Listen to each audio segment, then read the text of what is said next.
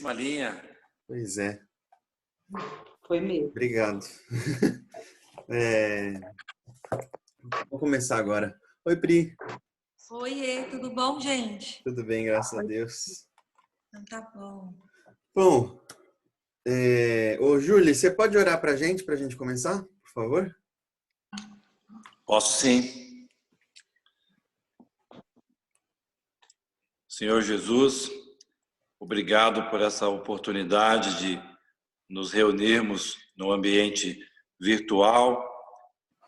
O Senhor possibilitou que nós humanos desenvolvêssemos dentro das nossas capacidades, que de alguma forma tem sido conforto para a nossa igreja, para as famílias, para os negócios de muitas pessoas, né, no mundo todo.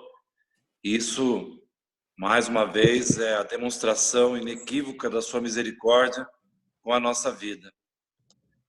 Senhor Jesus, abençoa o pastor Guilherme nas palavras que serão ditas nessa live, e obrigado pela vida de todos os irmãos. Obrigado por mais um dia de vida, no nome santo de Jesus. Amém. Amém. Amém. Amém. Boa noite a todos mais uma vez. Muito bom estar com vocês. Eu mutei aqui todos de uma vez para a gente seguir com mais tranquilidade, mas fiquem à vontade para interferir a qualquer momento. Liga aqui, por favor. Hoje a gente vai dar continuidade. Semana passada a gente falou sobre simbologia, sobre alguns arquétipos, diversos elementos que a gente consegue identificar não só na Bíblia, como em qualquer narrativa.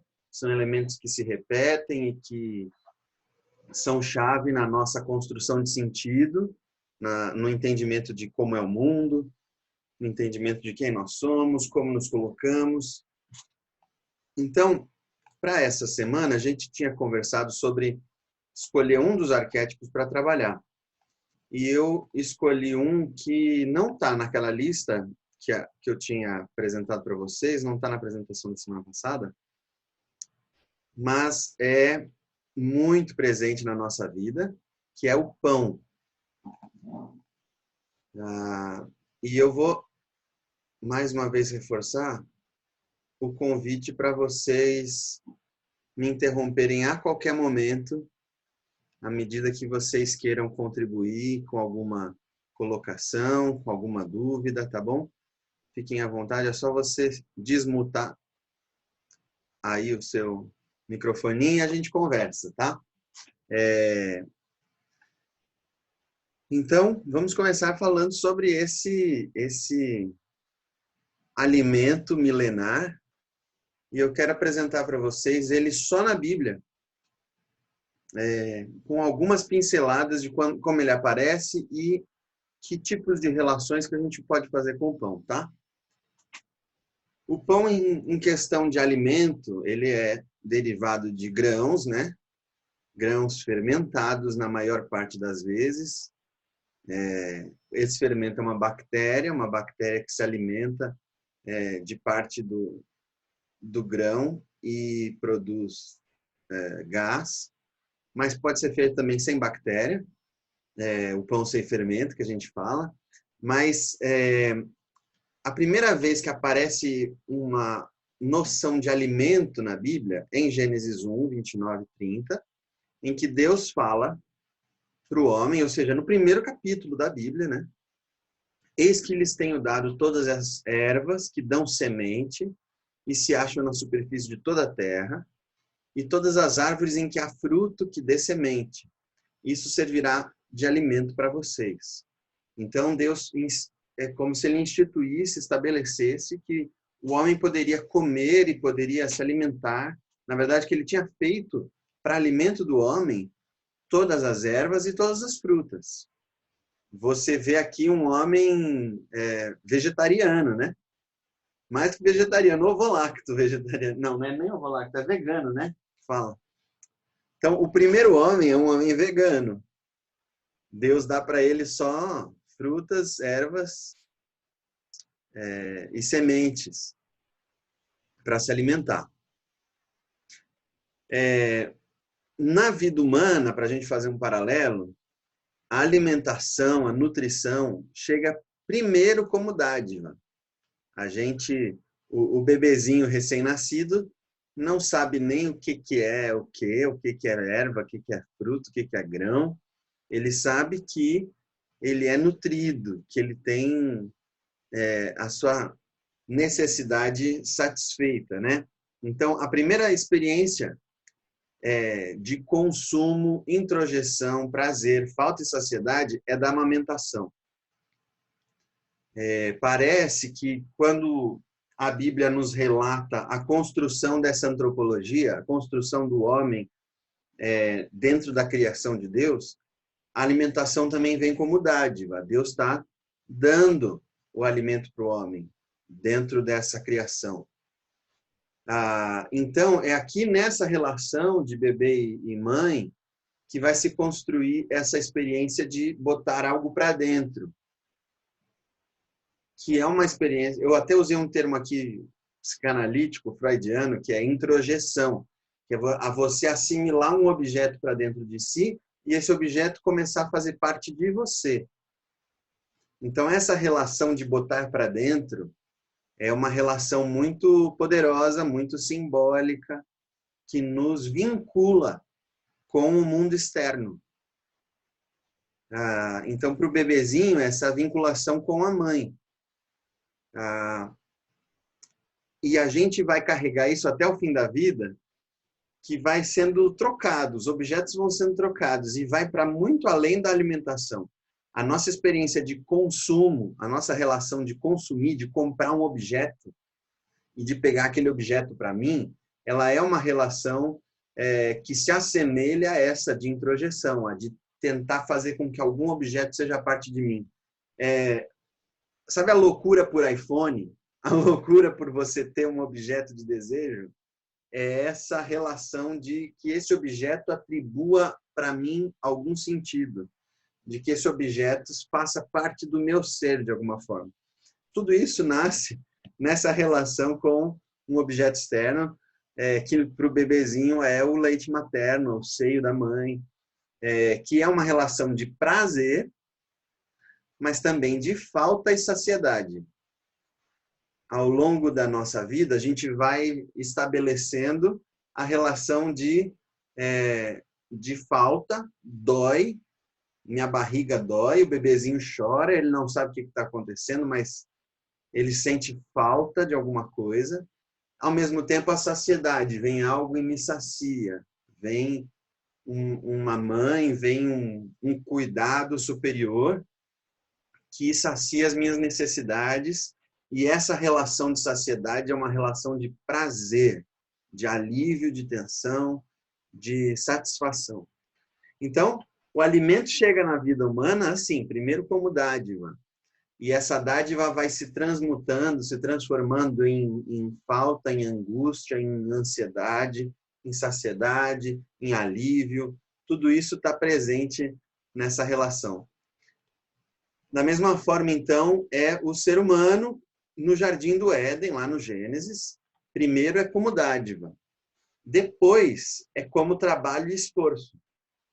De repente, o que acontece lá no jardim Deus fala para o homem, por ter dado ouvidos à voz da sua mulher e comido da árvore que eu havia ordenado, ou seja, olha só, o castigo vem a partir de uma comida,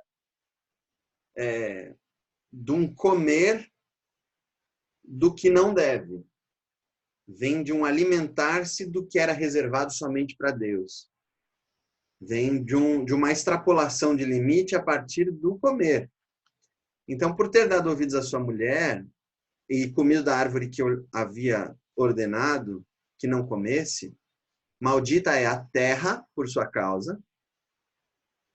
Em fadigas você obterá dela o sustento durante os dias de sua vida. Ela produzirá também espinhos e ervas daninhas, ou seja, a terra vai se tornar hostil a você e enganosa. De repente, a erva que produzia fruto e a erva que produzia semente agora não produz nada. Às vezes é uma erva daninha que parece, mas não é, que se mistura com a erva boa e te confunde e aumenta o teu trabalho para produzir. E você comerá a erva do campo no suor do seu rosto. Você comerá o seu pão até que volte à terra, pois dela você foi formado, porque você é pó e ao pó voltará. Então, entra na equação aqui da humanidade, para comer, para consumir o pão, entra o trabalho e o esforço. O pão passa da dádiva, ele passa a ser agora resultado de um sofrimento. O pão não vai mais ser comido sem sofrimento. Existe algum sofrimento envolvido na minha relação com o alimento que me sustenta e que tudo mais. Então, a equação começa a ficar um pouco mais complexa. Então, o que a gente vai vendo na narrativa bíblica é que entra agora um outro elemento, a família e o sacrifício. O sacrifício é a relação familiar. Nas nossas refeições, isso fica muito, muito claro. As refeições são momentos tanto de pactuar, de celebrar a vida, de celebrar o relacionamento que nós temos uns com os outros, como também de conflito. Muitas discussões começam ou terminam na mesa. A mesa é esse palco em que as relações são tecidas, né? São tramadas. Quando você vê... A gente está assistindo agora em casa Downton Abbey, aquela série da Primeira Guerra Mundial, na Inglaterra e tal. Quanta coisa acontece na mesa ali. A mesa é um grande palco dessas relações. E por que sacrifício? Vamos ver onde é que nasce essa história. Gênesis 4, 3 e 5. Aconteceu que, ao fim de um certo tempo, Caim trouxe do fruto da terra uma oferta ao Senhor. Abel, por sua vez, trouxe das primícias do seu rebanho e da gordura deste. O Senhor se agradou de Abel e de sua oferta, mas de Caim e da sua oferta não se agradou. Caim ficou muito irritado e fechou a cara. Ou seja, a primeira briga histórica da humanidade é em função de comida, e a comida no contexto de adoração a Deus. Tem muitas hipóteses de por que a oferta de Abel foi aceita e a de Caim não. Uma das mais aceitas é que Abel era o irmão mais novo, Abel era o menor, e Deus, de repente, mostra uma preferência pelo menor. E realmente essa hipótese é maravilhosa. Deus mostrando sua preferência pelo pequeno, subvertendo a ordem pressuposta da humanidade, de que os maiores, de que os primeiros, de que os melhores são aqueles que são bem-sucedidos. Deus já inverte isso logo de cara. Outra hipótese muito interessante é que Caim traz do fruto da terra. De forma muito genérica, o autor diz para a gente que é alguma coisa da terra, alguma coisa produzida na agricultura. Abel, no entanto, e o texto mostra, Abel, por sua vez, trouxe das primícias do rebanho e da gordura deste. A ideia de que Abel trouxe o melhor do rebanho dele. E o melhor do rebanho dele, qualquer pastor de ovelhas, qualquer pecuarista, qualquer um que lide com gado, com animal, com rebanho, ele vai saber que o melhor do rebanho precisa ser guardado para reprodução. Porque desse melhor depende o resto do rebanho. Então, quando Abel sacrifica o melhor do rebanho dele, tem muitas coisas envolvidas aqui. Uma terceira hipótese, que também é muito boa, é que o sacrifício de Caim era seco, era limpo, era só uns vegetais, enquanto o sacrifício de Abel era de sangue, sacrifício de sangue. Ou seja, houve uma implicação que a gente vai ver aqui para frente, poderosa nesse sacrifício. E que talvez Deus esteja indicando, olha, esse é o tipo de relação que a gente vai ter a partir daqui. Até porque você não vai mais comer o pão só da dádiva, você vai comer o pão do sofrimento e do sacrifício. Então, olha que cordeirinho lindo aqui. Tem uma relação de afeto com o pastor do rebanho e o seu rebanho. É um pouco diferente de uma cenoura, de um rabanete, de uma alface. O rebanho, ele cria um vínculo, né, de afeto.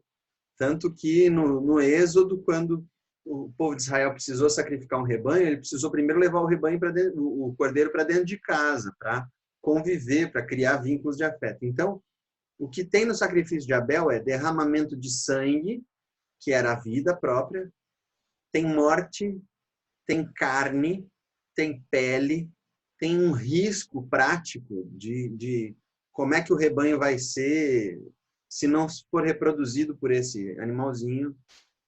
Tem uma certa repulsa, é um pouco repugnante você matar um animal, não é tão prazeroso assim, é um misto de sensações, né?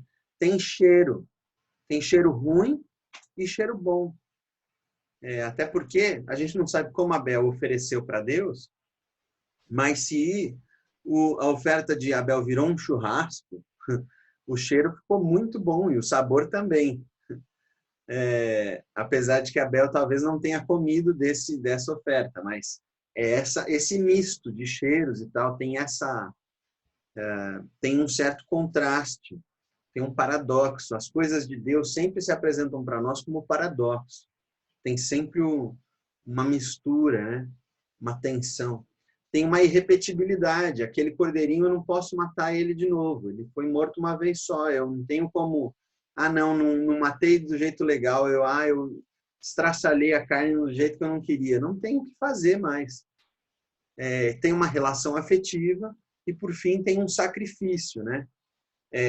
Talvez Abel tenha aprendido dos pais de Adão e Eva, lá do jardim, quando Deus veste Adão e Eva, ele veste com peles. Então, algum sacrifício animal deve ter ocorrido no jardim.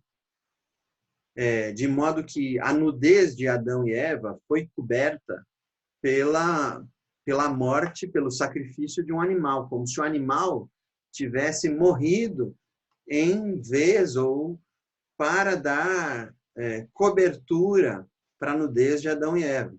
Então, esse casal talvez tenha repassado para os seus filhos que, para que eles tivessem vida e tivessem sido poupados e tivessem sido lançados ao mundo, Deus os cobriu a partir da morte de um animal, a partir do sacrifício de um animal.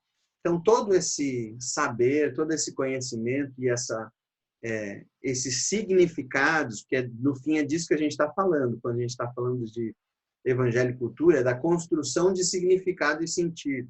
Então, tudo isso está embutido nesse gesto de Abel e que Deus aceita. De Caim, ele rejeita. Aí o que a gente tem logo em seguida é que Caim se torna amargo, fecha o seu rosto e acaba se tornando um assassino, matando Abel. E Abel parece que vai se tornar o próprio cordeiro que ele sacrificou. Tem um antropólogo francês, o René Girard, que ele fala que Abel, olha que coisa complexa, né? Que coisa profunda. Abel era tão assassino quanto Caim. Mas Abel tinha na sua vítima sacrificial, no cordeiro, toda a vazão da sua violência e da sua maldade. Por isso que Deus aceita esse sacrifício. Enquanto Caim não tinha onde extravasar a sua fome de sangue, a sua fome de violência. E Abel se torna a vítima desse apetite desordenado. Curiosamente, Caim vai ser o primeiro fundador de cidade. A primeira cidade fundada na Bíblia é Caim quem funda, com medo justamente da violência. Então, a gente começa a estabelecer uma relação entre alimentação, pão, esforço, trabalho, adoração e violência e organização social. E é isso aqui que eu começo a entrar. De certa forma, o comer e a produção de alimentos e a segurança alimentar, buscar segurança alimentar, vai se tornar uma das fontes de coesão social. As pessoas vão se juntar em função de garantir a sua subsistência. A gente vê ao longo da humanidade, da história da humanidade, o nomadismo, o seminomadismo, o sedentarismo, como é que as pessoas foram se estabelecendo de diferentes formas no mundo a partir ou em função de a sua relação com a alimentação, com a comida. A história pode ser contada a partir da relação com a comida. Então, Caim é esse primeiro fundador de cidade e funda a partir de uma violência, de um sacrifício não mais animal, mas humano. Vocês veem aqui a Ilha de Páscoa, né? Lá no Chile, que é uma etnia que desapareceu e que não deixou uma árvore sequer na ilha. Teve um colapso, alguma coisa muito drástica aconteceu, que ninguém sabe, que essa ilha não tem uma árvore sequer. E desapareceu a etnia que morava ali. Só sobraram esses grandes cabeções aí de pedra. A gente vai ver como é que isso fica mais para frente. Agora, uma grande mudança acontece com Noé.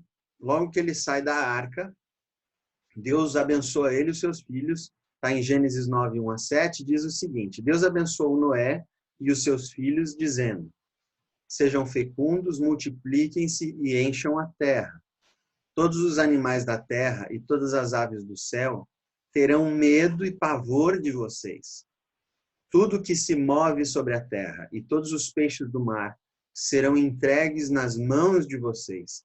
Tudo que se move e vive servirá de alimento para vocês. Deus está mudando a dieta da humanidade. Assim como lhes dei a erva verde, agora lhes dou todas as coisas. Pode comer de tudo, comam de tudo. Carne, porém, com sua vida, isto é, com seu sangue, vocês não devem comer. Certamente requererei o sangue de vocês, o sangue da vida de vocês. De todo animal requererei, bem como do ser humano. Sim, de cada um requererei a vida de seu semelhante. Se alguém derramar o sangue de uma pessoa, o sangue dele será derramado por outra pessoa, porque Deus fez o ser humano segundo a sua imagem. Mas sejam fecundos e multipliquem-se, povoem a terra e multipliquem-se sobre ela. Bom, vejam como Deus estabelece uma relação muito direta entre alimentação e derramamento de sangue humano. Estão percebendo essa relação? Deus, ao mesmo tempo que ele muda a dieta para as pessoas, ele chama atenção, ele se coloca num papel de alguém que vai requerer qualquer sangue derramado. Então, ele está falando, comam carne e derramem o sangue, não comam a carne com o sangue, porque eu estou ligado na vida, eu estou ligado em todo o sangue que é derramado. E vocês vão derramar o sangue da carne antes de comer e não vão derramar sangue humano, porque todo sangue humano derramado eu vou pedir contas, eu vou cobrar, e todo mundo que derramar sangue humano vai ter o seu sangue também derramado. Por quê? Porque eu fiz o ser humano segundo a minha imagem. Então, é como se Deus estivesse falando, a humanidade precisa manter a sua unidade, porque eu sou um Deus plural, né? Deus é esse Deus que tem aqui é um Elohim, que é deuses no plural, no hebraico, e ele está falando, eu fiz o ser humano como eu sou uma comunidade, uma família que vive em amor. vocês devem ser assim. E para se manterem assim, vocês vão comer de tudo e vocês vão tirar o sangue da carne. Vocês podem comer carne como a carne sem sangue. Ou seja, Deus está mudando a dieta dessas pessoas e está relacionando essa mudança com uma não violência quanto à figura humana. É como se Deus estivesse iniciando ou refundando, repactuando aquele mecanismo de sacrifício. Lá no jardim teve um animal que morreu para cobrir o ser humano. Abel fez um sacrifício que agrada a Deus. De repente a humanidade se vê dispersa numa violência absurda, numa perversidade enorme. Então Deus acaba com todo mundo, começa de novo com uma só família e fala para essa família, olha, agora vocês comam de tudo. Matem animais, comam da carne, mas sem o sangue, derrame o sangue, porque eu estou ligado no sangue. Então tem uma relação muito íntima entre sacrifício animal, comida e violência. Isso está muito conectado. Tem uma mudança de dieta e uma mudança de postura da humanidade. Vamos adiante. Então, olha que ícone bonito. Jesus tirando Noé, sua família e os animais da arca. Que lindo ver Jesus nessa posição. Então, os sacrifícios tornam a convivência possível, pacificando a violência que há em nós. É um sagrado que eu reparto, como, e se torna parte de mim. Esse processo a gente vê muito em comunidades mais primitivas, que a gente chamaria de primitivas, como os índios, por exemplo, né? A gente tem relatos, por exemplo, de índios canibais, de que todo o processo de cultivar um estrangeiro, um hóspede, servi-lo como um rei, tratá-lo com todas as iguarias, depois matá-lo, comê-lo. É esse processo que é muito íntimo, que às vezes a gente não percebe, porque a nossa carne a gente compra na bandejinha no supermercado. Uma bandejinha de isopor coberta com plástico transparente, vermelhinha, sem sangue, que parece que nem era um bicho aquilo ali. Então, essa desvinculação da nossa alimentação com o sacrifício, uma das hipóteses é que essa distância entre a nossa relação de comida e o sacrifício nos deixe mais violentos. Porque não tem nada que extravase a minha violência, a minha sede de morte.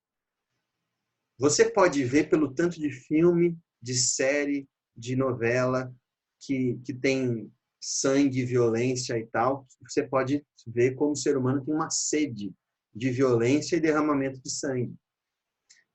Então, parece que nos povos primitivos essa relação era satisfeita nos ritos sacrificiais, na caça, na alimentação. E isso tornava as comunidades minimamente pacíficas e minimamente possibilitando a convivência dos seus integrantes. Isso tudo sempre vinculado ao sagrado. Para os canibais, o ser humano que eles iam comer era um ser sagrado.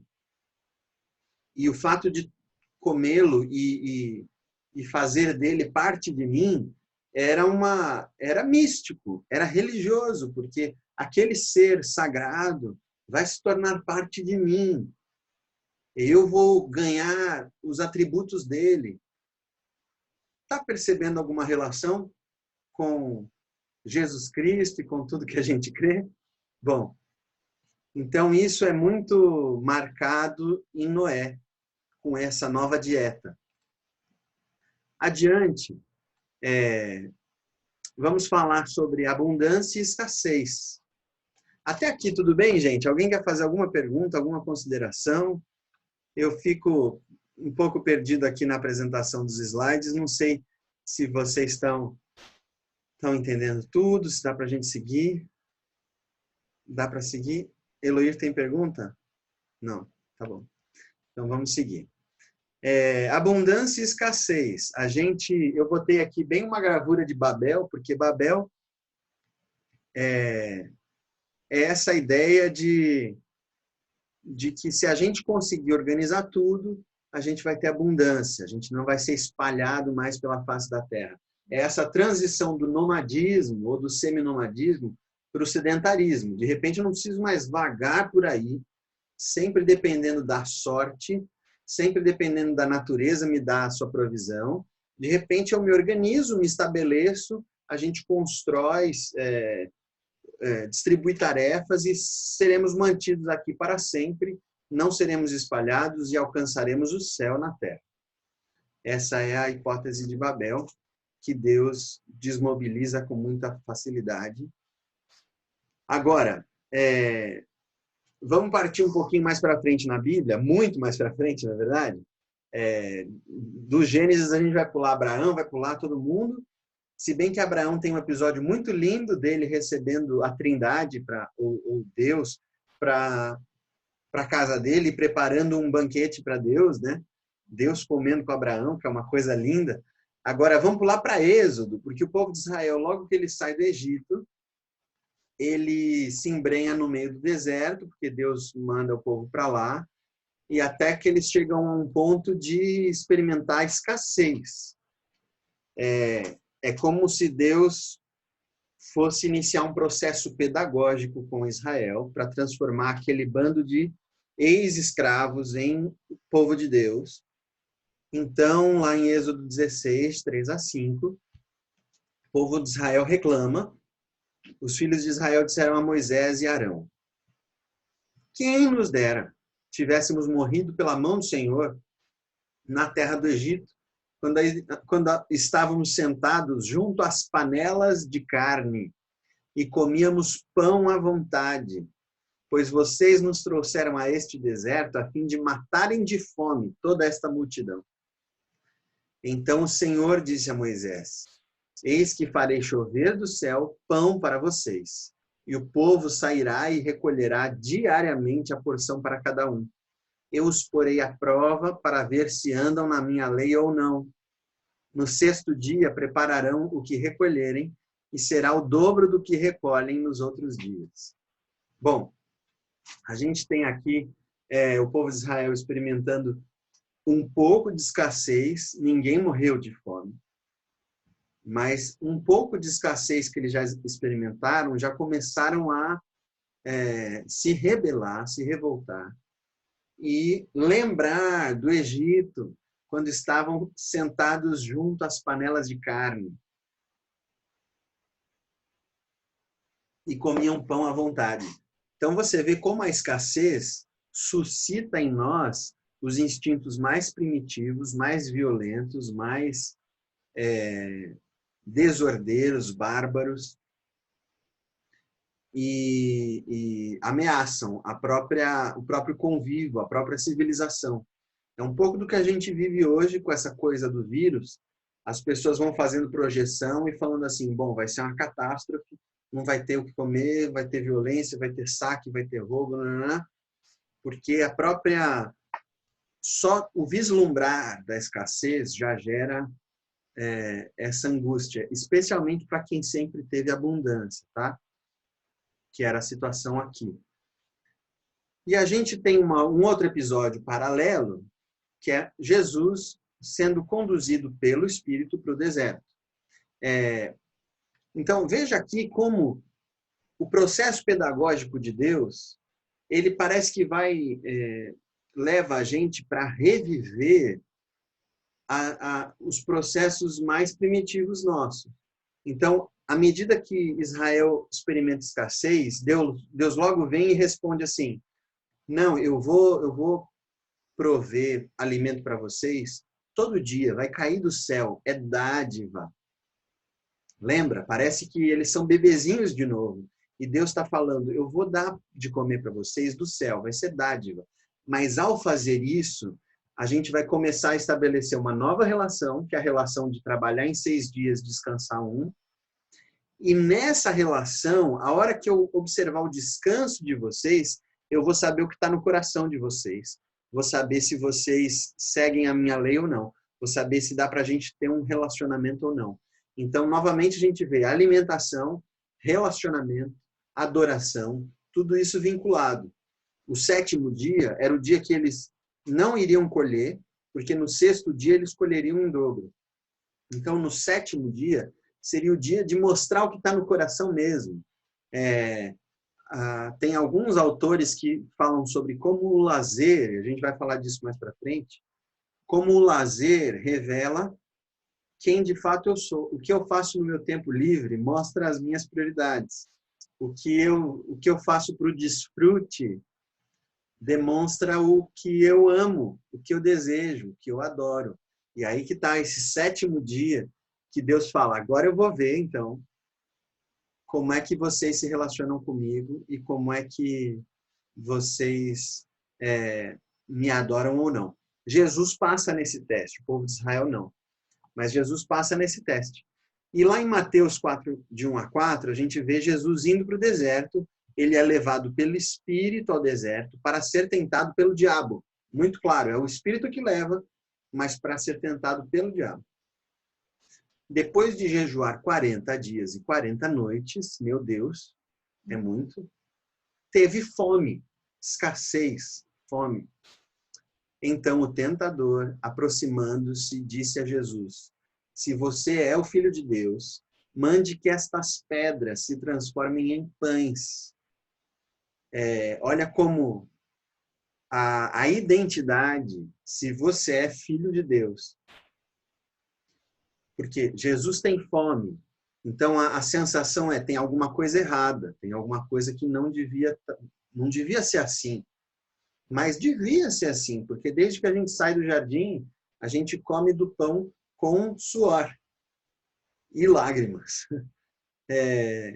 Então devia ser assim, não tem nada errado. Mas o tentador vem falar assim, bom, deve ter alguma coisa errada. Se você é o Filho de Deus, você vai resolver isso. Deus vai resolver isso para você, porque você está com fome. Como é que Deus, que pai é esse que deixa você passar escassez? Jesus, porém, responde, está escrito, o ser humano não viverá só de pão, mas de toda palavra que proceda da boca de Deus. Bom, isso tinha sido dito lá ao povo de Israel, mas é Jesus que passa pela prova, é Jesus que é aprovado nesse cumprimento da lei, de entender que a alimentação é dádiva, até quando não tem. O pão é dádiva, até quando falta, até na escassez. Porque a abundância, a gente vai ver aqui logo em seguida, a abundância é ruim para a nossa memória, a gente esquece. A abundância nos faz perder o senso de prioridade. A abundância nos confunde, enquanto a escassez nos traz para o eixo, para o essencial. Todos nós que estamos vivendo em quarentena, a gente está começando a analisar, a ponderar as nossas escolhas e, às vezes, trabalhar mais com o que é essencial, né? Vocês devem estar experimentando isso também. Prazer e gosto. Prazer e gosto são luxos de quem está em abundância, de quem pode escolher, né? A comida enquanto prazer, não enquanto necessidade, ou a comida aliando a necessidade ao prazer, a nutrição com o prazer, ela é só para quem pode, não é para todo mundo. É difícil, exige um esforço maior, ou exige recursos, né? Eu digo um esforço maior se você é um fazendeiro, você vai precisar trabalhar muito para produzir algo com mais prazer, algo que te dê mais prazer. Se você tem recursos, significa que alguém trabalhou para você e que você vai conseguir trocar recursos por prazer. Então, olha que curioso agora, como é que a abundância e escassez se relacionam com isso. Lá em Números 11, eu retirei 2 trechinhos que diz o seguinte, um bando de estranhos que estava no meio deles, eles é o povo de Israel no deserto. Um bando de estranhos que estava no meio deles veio a ter grande desejo das comidas dos egípcios. também os filhos de Israel começaram a chorar outra vez, dizendo: quem nos dará carne para comer? Lembramos dos peixes que comíamos de graça no Egito. Que saudade dos pepinos, dos melões, dos alhos silvestres, das cebolas e dos alhos. Mas agora nossa alma está seca e não vemos nada a não ser este maná.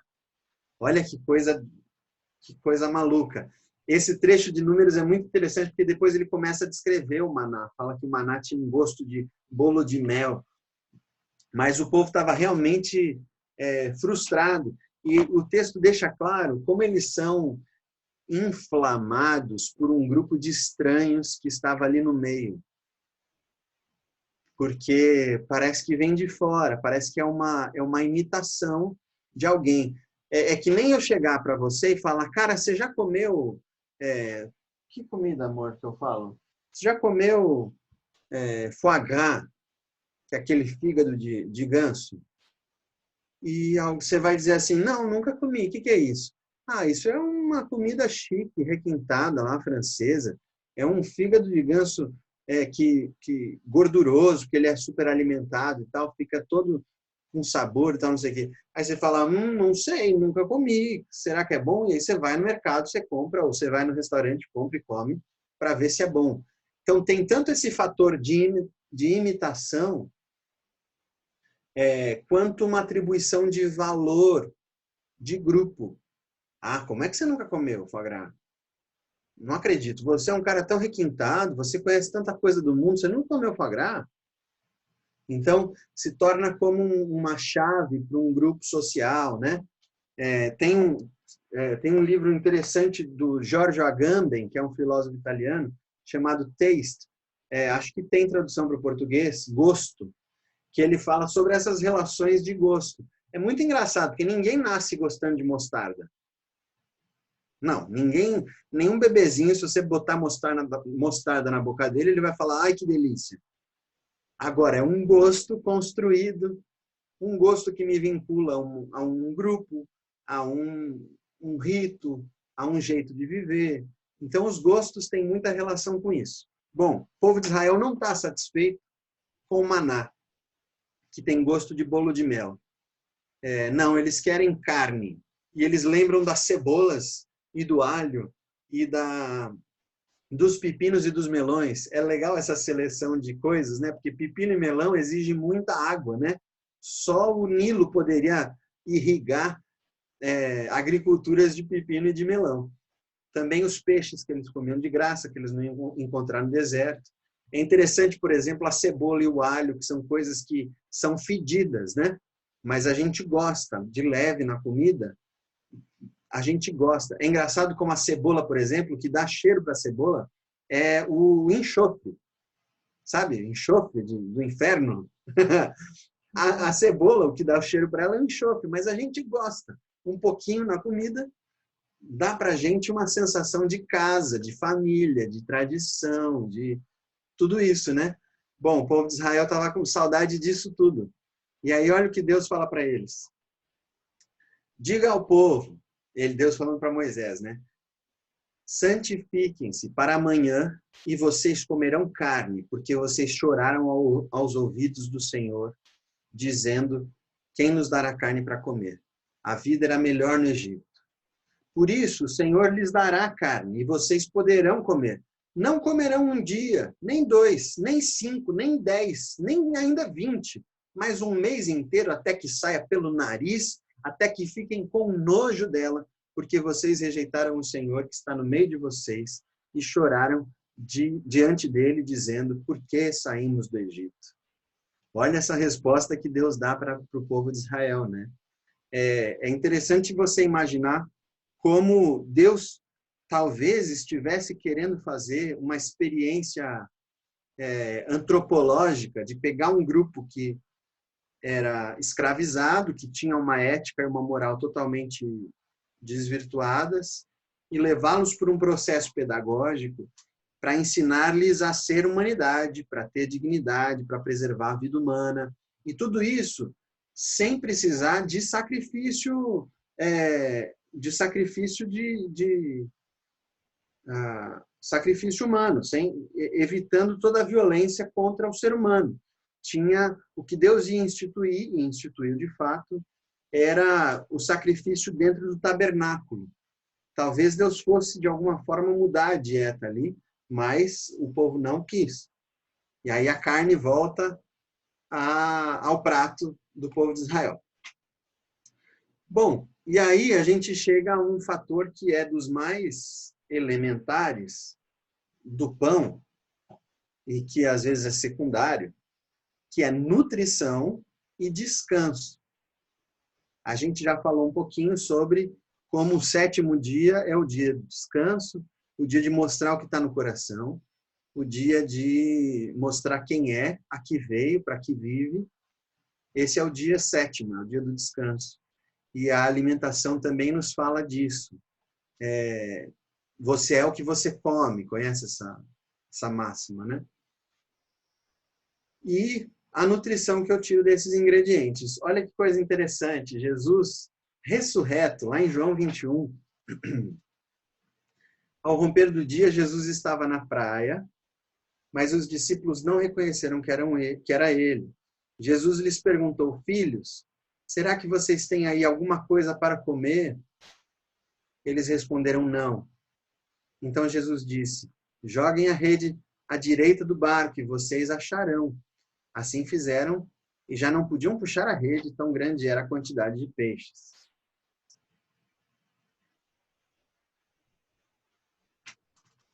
Então, ter algo para comer deveria ser o resultado de uma semana de trabalho, de um dia de trabalho. Ter algo para comer seria, no seu potencial nutritivo, seria o resultado do meu esforço.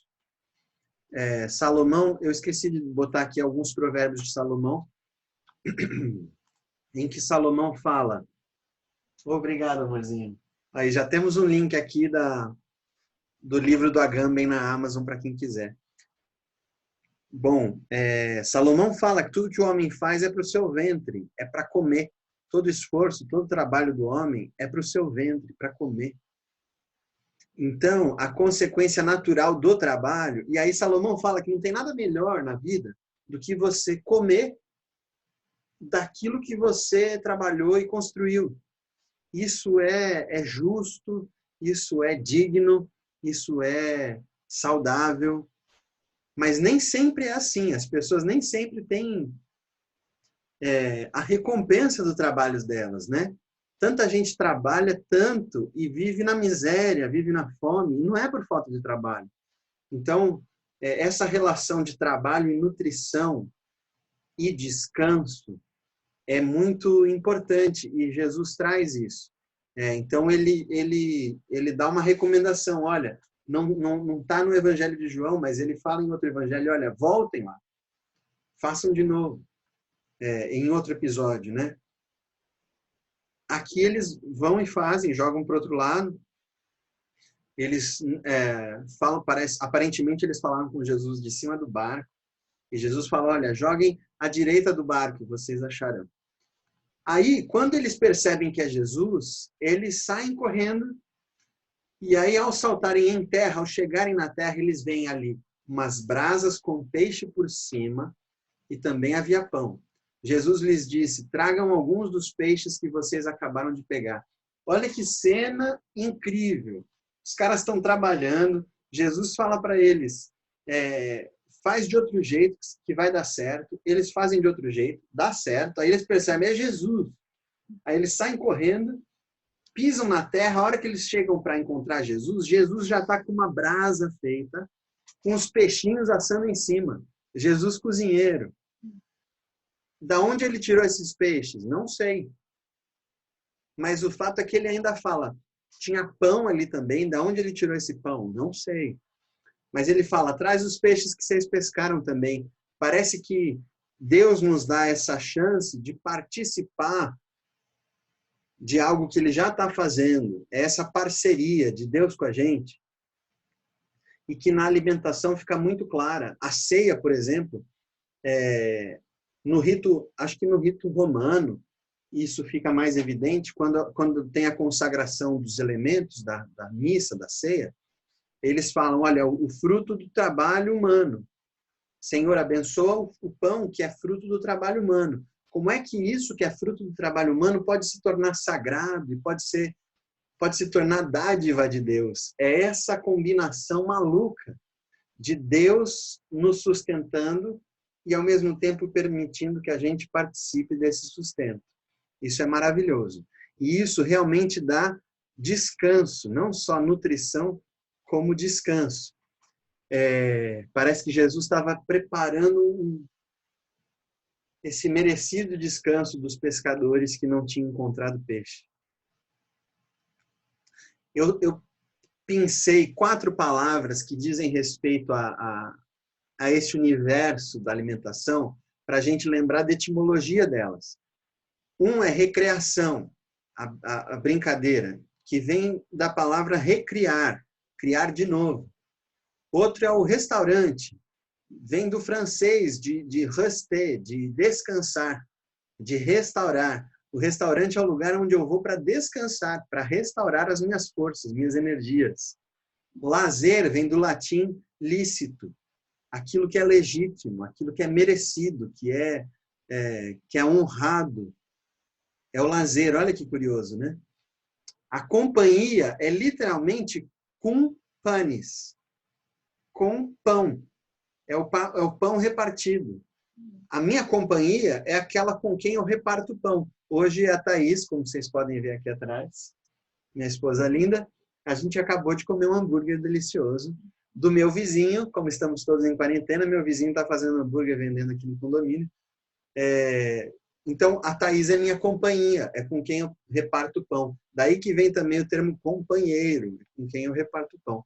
Então, todas essas relações semânticas, elas mostram para a gente como a alimentação ela está vinculada ao descanso, à nutrição e às relações sociais. É muito forte essa relação. Que culmina ou que chega ao seu ápice ao redor da mesa. A mesa é esse ambiente em que o pão é partido. E aí eu vou encerrando essa sessão de exposição para vocês poderem perguntar e fazer suas considerações. A mesa é esse ambiente onde a alimentação se dá por excelência. Jesus com os discípulos não tinha uma mesa ali na beira da praia. Acredito, né? Provavelmente não. Mas a própria praia se tornou a mesa. O fato é que a gente transforma em mesa todo o ambiente no qual as pessoas se reúnem para partir o pão. E é na mesa em que a vida eterna é apresentada por Jesus. E pactuada por Jesus com seus discípulos. Então, lá em João 6,35, aqui não é mesa ainda, mas Jesus se apresenta como pão. Então, João 6, ele fala, eu sou o pão da vida. Quem vem a mim jamais terá fome, quem crê em mim jamais terá sede. Ou seja, é nutrição e descanso que a gente tem em Jesus. E lá no versículo 48 em diante, eu sou o pão da vida, os antepassados de vocês comeram o maná no deserto, mas morreram. Aqui está o pão que desce do céu, e quem comer desse pão nunca morrerá. Eu sou o pão vivo que desceu do céu. Se alguém comer desse pão, viverá para sempre. E o pão que eu darei para que o mundo tenha vida é a minha carne. Olha todos os elementos que a gente conversou se reunindo aqui. A dádiva, o alimento como dádiva que vem do céu, que é gratuito, ao mesmo tempo o sofrimento, o suor, as lágrimas do sacrifício, porque a carne de Jesus, comer da carne de Jesus, e isso tudo dá nutrição, saciedade, prazer, alegria, vida. Tudo isso está presente aqui nesse pão vivo que desceu do céu. E lá em Lucas 22, agora sim, ao redor da mesa, Quando chegou a hora, Jesus sentou-se à mesa com os apóstolos e lhes disse: Como tenho desejado comer este jantar da Páscoa com vocês, antes do meu sofrimento.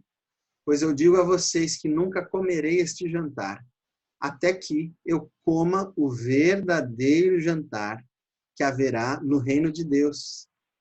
Então Jesus pegou o cálice de vinho, deu graças a Deus e disse: Peguem isto e repartam entre vocês, pois eu afirmo a vocês que nunca mais beberei deste vinho, até que chegue o reino de Deus.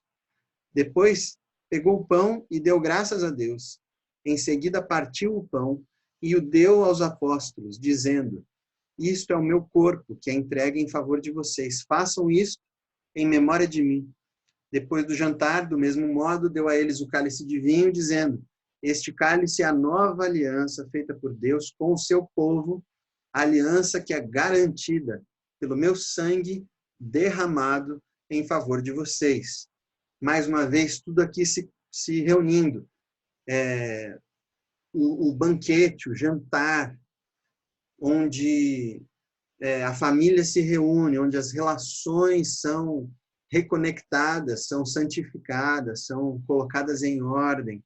E tudo isso ao redor de um sacrifício, e um sacrifício de sangue derramado, a vida que foi dada para que nós tenhamos vida, esse comer do corpo de Cristo, que é trazer para dentro de si e assimilar todas as qualidades e características para que Cristo seja em mim a partir dessa alimentação, desse alimento.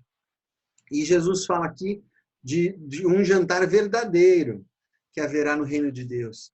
No fim, o que ele está falando é que assim, olha, toda vez que vocês comerem assim ao redor da mesa, comendo da minha carne, do meu sangue, vocês estão anunciando que esse jantar verdadeiro que haverá no reino de Deus, que é por ele que vocês esperam, por aquele dia em que comeremos juntos outra vez.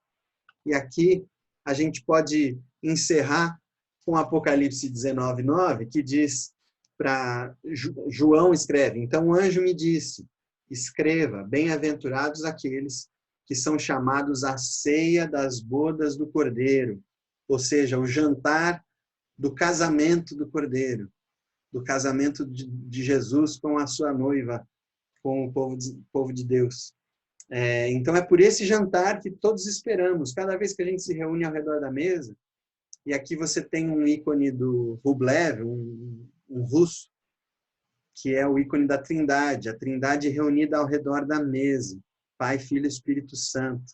Qualquer dia a gente fala só desse ícone, porque ele é muito significativo. Você pode ver que a mãozinha de cada um é virada para um lado, a cor da veste de cada um é de um jeito, a de Deus aqui à esquerda é uma roupa dourada, a do Espírito Santo é azul para lembrar a água, a de Jesus é verde para lembrar que ele veio à terra.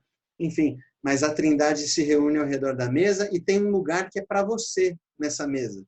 Por isso que a mesa tem 4 partes e a Trindade ocupa 3. Essa quarta que está aberta aqui é o nosso lugar. A gente está olhando como um convite da Trindade nos chamando para essa mesa de celebração, de nutrição, de vida, de descanso, de prazer, que o pão do céu, o pão vivo que desceu do céu, nos dá.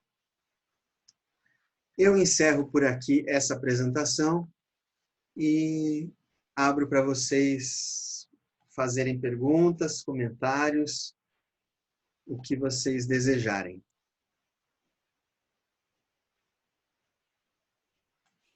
Eu queria que você comentasse a fala de Jesus, que é a citação de Deuteronômio, nem só de pão viverá o homem.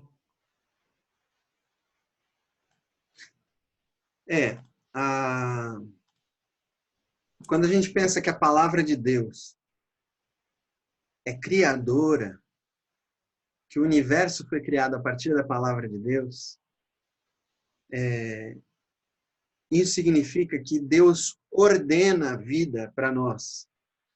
Cada instante cada instante meu de vida, de pulsação, de coração batendo, foi Deus que ordenou, é Deus que ainda continua mantendo. O autor de Hebreus fala que todo o universo é mantido pela palavra do seu poder. É como se aquele haja cruz que existiu desde antes da fundação do mundo, ele sustentasse qualquer coisa. Quando nós nos movemos, existimos, respiramos, é a palavra de Deus que está sustentando. Então é dela que eu me alimento, porque não, você pode ter todo o pão do mundo, se você não tiver dente para comer, se não tiver saúde para digerir, se não tiver alegria para ter disposição de comer, né? Tanta gente anoréxica, tanta gente depressiva, que não tem fome, que não tem prazer na nutrição. Então, é a palavra de Deus que garante a minha subsistência. De fato, não é trigo. É a palavra de Deus mesmo. É essa noção profunda de que Ele está sustentando a história, o universo, a existência, a criação, a partir da sua palavra criadora.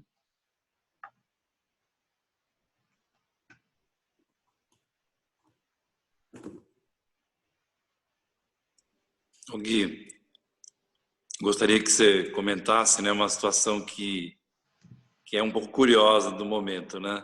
O Brasil hoje ele é uma espécie de Egito antigo, né? Porque tecnicamente ele é o celeiro do mundo, né?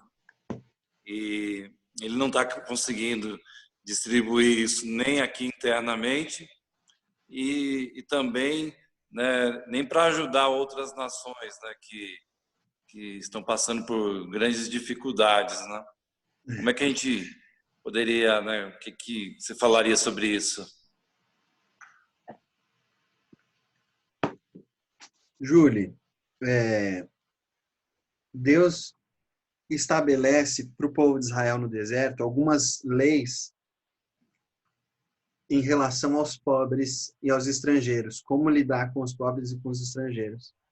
O povo de Israel tinha por obrigação reservar uma parte da colheita para os pobres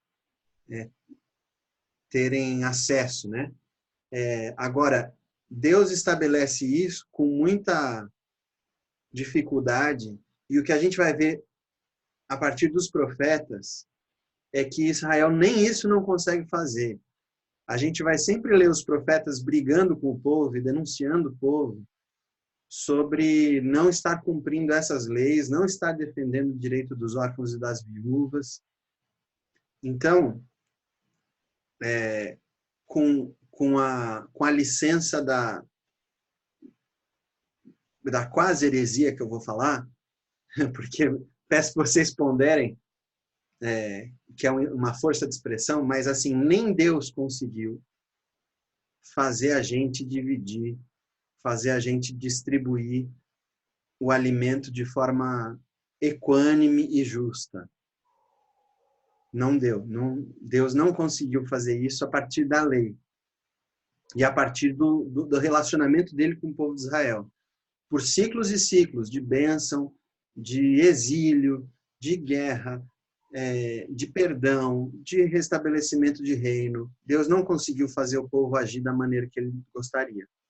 Então, o que Deus enxergou como solução foi mandar o filho dele aqui, para que o filho dele recebesse sobre ele toda a nossa violência, toda a nossa perversidade, que nós o matássemos a partir da nossa maldade, e que a partir do comer da carne dele, do beber do sangue dele, a gente tomasse consciência dessa natureza divina e começasse a criar relações diferentes, que é essas relações que constituem o reino de Deus, o governo de Deus, no qual, aí sim, ninguém mais terá fome.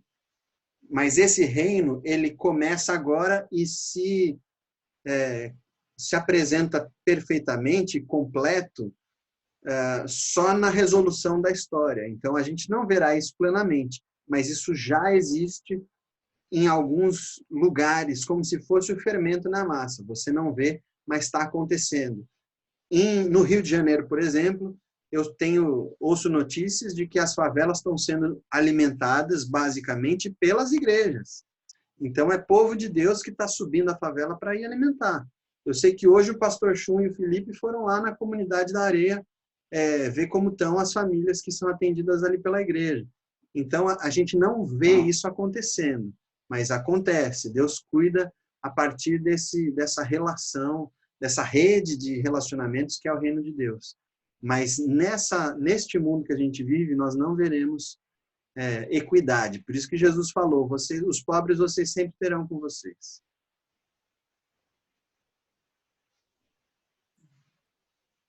É duro falar isso, né? Mas é a realidade. Eu queria levantar a questão, se não tiver ninguém aí que queira falar, eu tô aqui de novo. Eu ia falar, né? Mas pode falar. Essa tive. Sobre a questão de Lucas 4, em que o diabo sugere a Jesus que ele peça para que a pedra seja transformada em pão. Queria saber se você já refletiu em algum momento sobre isso e se tem alguma outra citação próxima disso na Bíblia, ou se foi ideia do diabo mesmo. Olha, a gente pode ver depois uma concordância aí, ver se tem referência em algum salmo, em alguma coisa. De cabeça eu não lembro. Agora, o Henry Nouwen tem uma reflexão poderosa sobre isso no livro dele, que a Thaís vai postar aqui para a gente o link, que é o perfil do líder cristão do século XXI, que o Julimar já leu. Elô leu também. Então, ele fala como as 3 tentações do líder cristão, a primeira delas é gerar impacto, causar impacto. Todo líder cristão é tentado a causar impacto. E ele usa essa tentação do diabo numa referência de que se Jesus pudesse transformar pedra em pão, ele acabava com a fome do mundo. E ele ia causar um impacto sensacional, que ia fazer com que ele se tornasse imediatamente o líder mais popular da sua época ainda em vida. Então, essa é uma grande tentação mesmo. Para além da fome e da falta de legitimidade, a ideia de transformar pedras em pão seria um mecanismo milagroso para acabar com a fome do mundo, como se a fome do mundo fosse de pão, né? Então, Thaís postou aqui o link do livro para quem tiver interesse. Agora, não sei se tem referência em outro momento da Bíblia, não. Essa parte, esse trecho me chama muito a atenção, porque já que a gente está falando de cultura, eu lembro sempre da música do Michael Jackson, We Are the World. Não sei se vocês lembram, ele cita nessa música. Não é da minha época, não. Sim. Ele não ouve essas coisas, não sei quem criou, mas ele não ouve. Ele cita especificamente uma frase dizendo: como Deus nos ensinou a transformar pedra em pão. Meu Deus!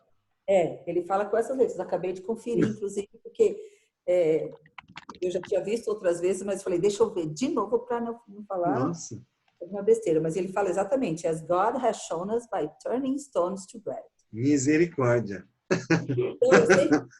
Então, quando eu percebi essa letra, né, uma vez que eu fui trabalhar com essa música, eu falei, meu Deus, olha o que ele está falando aqui, porque Deus nunca propôs isso, né? Isso aqui é uma fala explícita do diabo. Então, ou ele estava falando do Deus dele, ou é uma questão, um erro teológico crasso, né?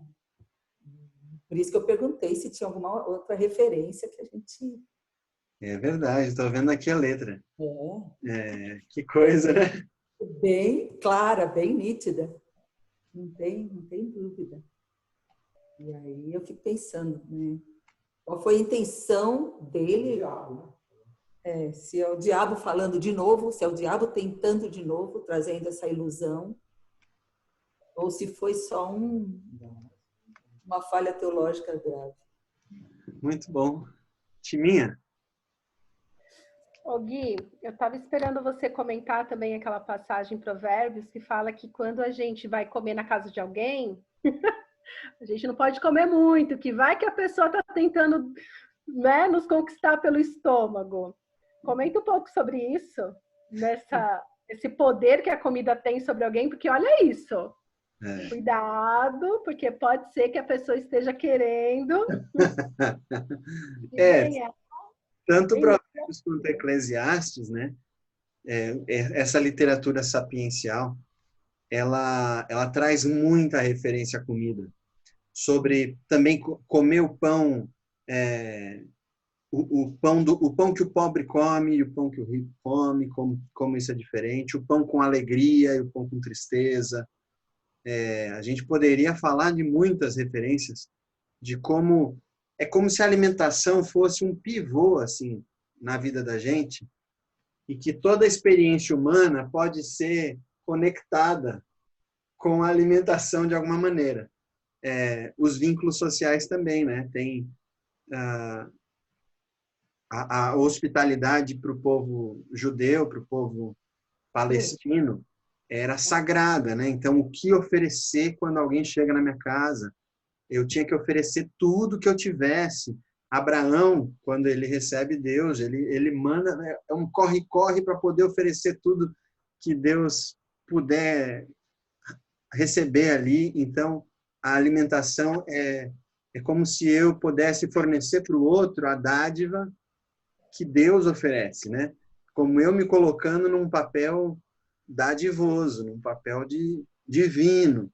Alimentar alguém é divino, é um gesto divino, tanto da mãe que está amamentando, quanto da Pri, quando a gente vai na casa dela, que faz uns pratos maravilhosos. É divino tudo isso, né? Não tive prazer ainda. Saudades. Saudades. O que mais, gente? O Gui, os árabes, eles ainda continuam com esse hábito, né? E se você é convidado para ir na casa de um árabe, ele vai te receber com toda a pompa, vai te, né? E verdadeiramente é uma alimentação fornecida assim, em abundância mesmo, né?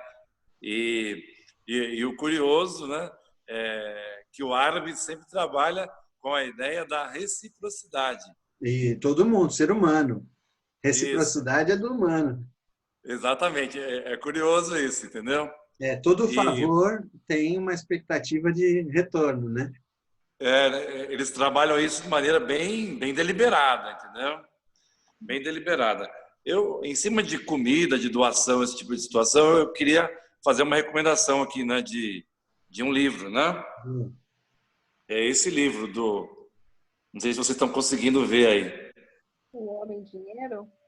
Do Jacques Ellul, O Homem do Dinheiro. Boa, a Thaís vai procurar aqui na Amazon para mandar também. É O Homem e o Dinheiro. Aprenda a lidar com a origem de todos os males. Tá? E esse livro ele é interessante porque ele faz a abordagem sobre a ótica cristã também dos sistemas capitalista e comunista socialista, mostrando que não há solução neles, entendeu? E é muito bom esse livro. Quem tiver a oportunidade de ler esse livro, ele é muito contemporâneo, ele é muito necessário nesse momento, entendeu? E se vocês me permitirem, só um parágrafo aqui desse livro, né? Manda ver. Que ele fala sobre...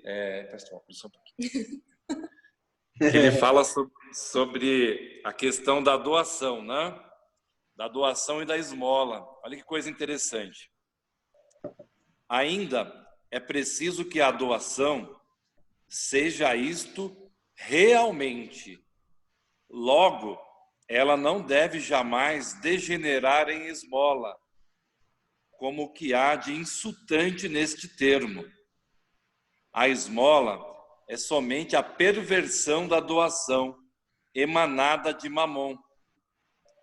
ela é uma afirmação da superioridade do doador, que assim concede um crédito para o seu devedor, que o vincula a isso, que exige o seu reconhecimento, que o humilha e o reduz a um nível inferior ao que estava. A esmola é assim, pois ela é uma relação de dinheiro e não uma relação de amor. E por quê? Assim, ela não traz consigo nunca essa privação comparável ao jejum, da qual fala Isaías. Ela não traz em si jamais a própria doação ao outro. É, ao contrário, uma afirmação de si, uma busca de sua própria justiça e de sua satisfação pessoal. Boa. Eu acho que essa distinção é mais ou menos o que difere a oferta de Caim para a oferta de Abel. Caim Perfeito. foi esmola, Abel foi doação mesmo. Por isso que eu resolvi terminar com essa passagem, por ela ter essa vinculação com o texto inicial. Muito bom, muito bom. Muito bom, gente. O Downton Abbey também. A hospitalidade é um caráter importantíssimo, né? Então, dependendo de quem vem, é tal comida, e é tal serviço, e é tal forma de receber, né? É muito interessante. Queridos, mais alguma contribuição, alguma colocação? Ô Gui, eu só queria agradecer aí para mim abrir um pouco um entendimento com relação à violência. Só queria o quê? Perdão? Comentar sobre a violência. Eu achei bacana o que você colocou no começo, que me abriu um pouco o entendimento sobre a violência e quando a gente assiste os filmes, e você até comentou, realmente a pergunta que fica, por que tanta violência, né? Por que que o ser humano, esse prazer de expor essa violência ao extremo, né? Então, eu sempre questionei isso, né? Principalmente nas artes aí também, né? Por que que o artista tem prazer em expor chocar, né? Essa violência, mas eu nunca tinha pensado nesse sentido que você colocou aí, como essa conexão. A questão do sangue, né? Tudo. Que é uma coisa muito intrínseca do ser humano e muito interessante essa abordagem. Que bom. A gente pode falar um momento, ter um encontro só para falar sobre violência, que porque o que a gente fica pensando, ainda mais a gente da cultura cristã, que o diabo, né? Isso é coisa do diabo, como é que o diabo usa essas coisas, e principalmente nos filmes, né? Você fica colocando essa coisa religiosa em cima desse olhar religioso e não vê a questão do humaniz que tem por trás dessa questão. Então, eu achei bem interessante. Que bom. Então, a gente pode falar a qualquer hora sobre isso, que é um tema que eu gosto bastante, né? E que eu trabalho com a hipótese teórica do René Girard de que a violência é o sagrado. Por isso ela é tão atraente para a gente. Sempre que a gente vê violência, a gente para e olha, porque ela é sagrada, porque a violência nos comove de tal forma, nos atrai de tal maneira, que a gente para tudo e vai olhar o que é essa violência. Por isso, a cultura, a produção dos filmes e tal, precisa de tanta violência, porque atrai. A gente tem uma demanda por sangue, por violência. que na vida do cristão, ela toda se resolve na cruz. O cristão não precisa de mais nenhuma violência depois da cruz. A cruz é essa violência nua, exposta, crua diante da gente e que sacia a nossa sede por sangue. Mas a gente fala disso em outro momento. Acho que vale um encontro só para a gente falar disso. Mais alguma coisa, galera? O que eu ia falar, Gui, é que em tempos de Covid, e falando de alimentação, uma das possíveis causas, né, do Covid é a má alimentação, né, vinda do morcego ou pangolim. E como a gente vê na história da humanidade que realmente tem impacto o que a gente come quando a gente desobedece à lei, né? Então, essa hipótese é bem plausível, né? E acho que o comer o morcego... Bom, eu e a Timin estivemos na China, sei lá, uns 8 anos atrás. Não. Menos. Mas a gente passou por uma rua que era a rua dos horrores pra gente, né? Que tinha os espetinhos de... É o quê, Tima? Pra mim, né? Que você comia qualquer coisa que vinha na frente. Não, senhora. Mas tinha os espetinhos espetinho de escorpião, de não sei o quê, tinha um monte de coisa assim, que não tinha o menor sentido de ser, era só pelo fetiche, não é por gosto, é um gosto socialmente construído, né? Para você se sentir exótico e tal. Lamentável. É igual o caxiri. Não, o caxiri ainda tem uma função importante, né, Davi? Com o Davi, a gente foi para a aldeia indígena 2 vezes e... Você comeu fígado de tartaruga, não comeu, Davi? Comi, uma delícia. Fígado de tartaruga, de jabuti, sei lá. Jabuti, frito no óleo da própria jabuti. Ai, que coisa maravilhosa. E o caxiri que ele falou é aquele fermentado de mandioca que os índios tomam para se embriagar, lógico, é tipo uma cerveja, né? E que às vezes a mandioca precisa ser azedada, né? Ela ou é azedada com uma planta ou é azedada pela saliva das índias que mascam a mandioca e cospem. Então é um negócio bem desafiador. Artesanal. Bem artesanal, A que a gente tomou, eu quero crer que não... meu Deus. Eu quero crer. Aham. Tá bom. Timinha, fala um pouquinho mais alto. Oi. Me ouve? Sim. Sim. Ô Gui, primeiro que eu acho que realmente essa pandemia é sinal do fim dos tempos, com você assistindo seriado. Imagina. O que está acontecendo nessa vida, gente? Eu tô com medo.